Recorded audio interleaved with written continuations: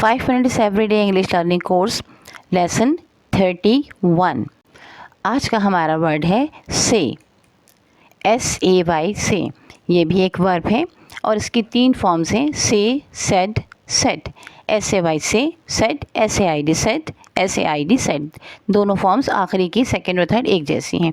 Meanings in English हैं to speak words, अल्फाज का कहना, और टू एक्सप्रेस समथिंग वर्बली, या ज़बान से कुछ कहना, या उर्दू में आप इसकी मीनिंग ले लीजिए जिसके मानी होंगे कहना।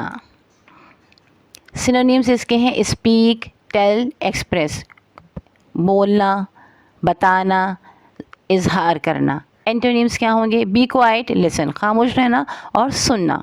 सिंपल सेंटेंसेस इसके क्या बनेंगे?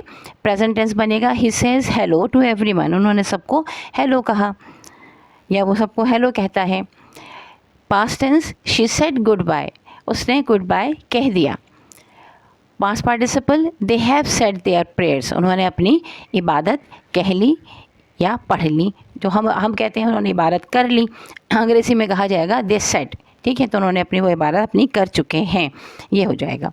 उम्मीद है आपको समझ आया होगा आज का वर्ड भी, और आप इसको ज़रूर याद भी करेंगे, दिन भर दोहराएंगे भी। इस वीडियो को 1 से 2 से 3 मरतबा ज़रूर देखिएगा ताकि आपके जहन में ये अल्फाज रहें, इसके मानी रहें, और इंशाअल्लाह ताला अल्लाह ताला आपके वोकैबुलरी में इजाफ़ा फरमाएगा और आपको अंग्रेज़ी में पढ़ने और समझने में आसानी होगी।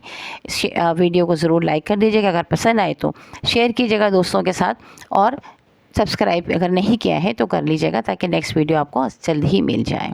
अल्लाह हाफ़िज़।